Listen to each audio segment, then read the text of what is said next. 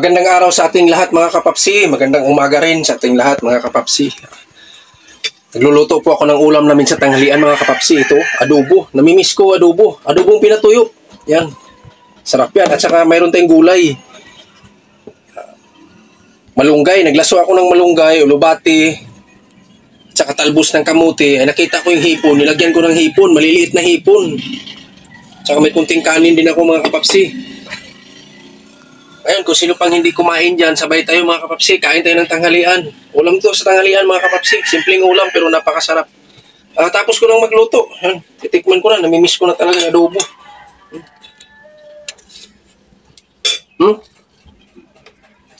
Minila ko lang 1 kilos palengke.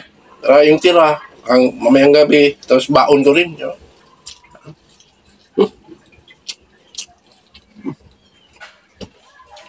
Iba talaga yung adobo pag tayo talaga magluto. Hindi katulad kung bibili ito yung kasansan. Sa akin, pinatuyo yan, no?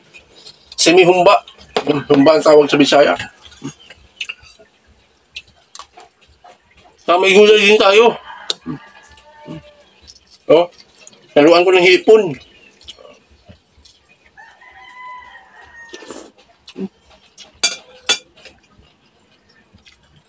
Ipay ulo, hindi ko na tinanggal. Maliliit naman eh. Hindi ko na tinanggal ang ulo at saka buntot. Kinain ko na diretso.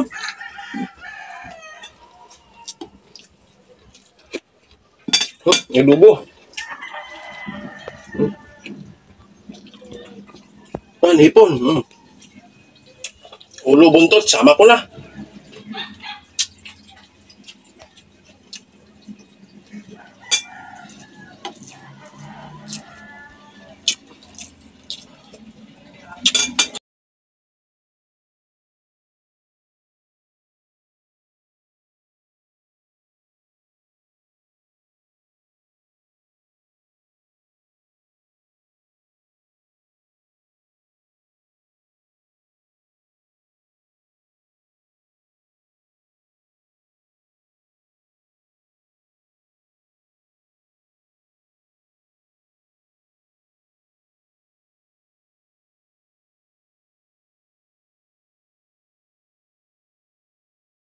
Malasang malasa.